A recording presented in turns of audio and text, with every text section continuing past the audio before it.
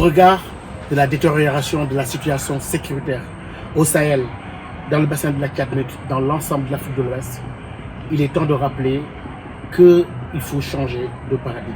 Ça fait des années que les experts, au regard des résultats de recherche, au regard des réalités du terrain, appellent à ce changement de paradigme.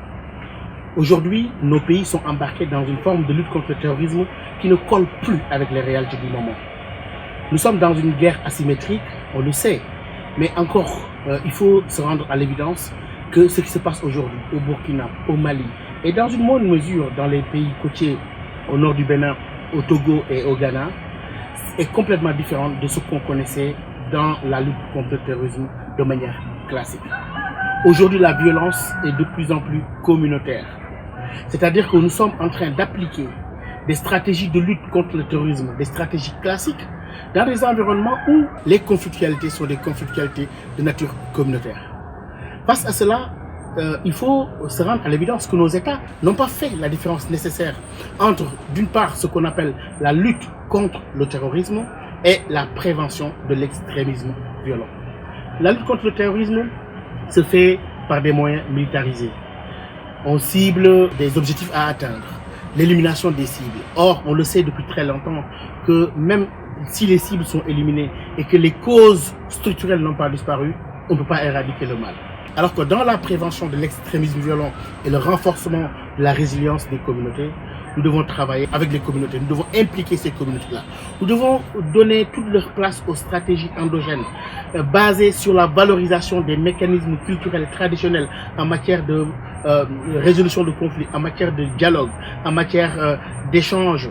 Je pense qu'aujourd'hui, la coopération internationale n'a pas compris qu'il y a une nécessité de revoir tous ces paradigmes-là qui ont fait leur temps. Ça n'a pas marché au Sahel central. Pendant des années, on a mis beaucoup de moyens dans le sécuritaire. On a vu le résultat au Sahel central.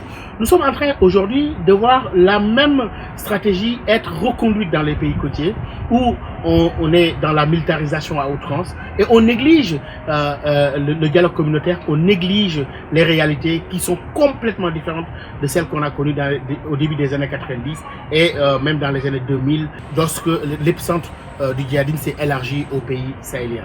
Je pense qu'il est important de ne pas répéter les erreurs du passé. Les erreurs du passé ont consisté à investir potentiellement dans le militaire beaucoup de moyens qui ont été engloutis alors que les causes structurelles n'ont pas été adressées. Aujourd'hui, on se rend compte que la militarisation à outrance est en train aussi d'être généralisée pour les pays côtiers.